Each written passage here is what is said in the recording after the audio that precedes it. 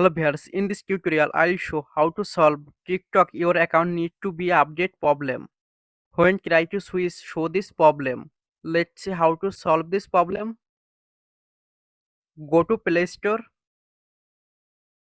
click on search bar, search TikTok, update TikTok app,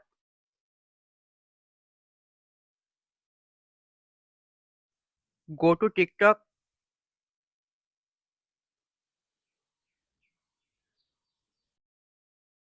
click on profile, click on three dot menu,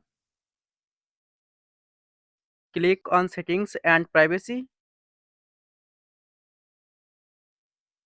click on account and click on account information.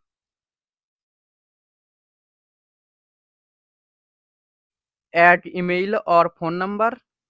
After add email or phone number, go back and scroll down and click on switch account.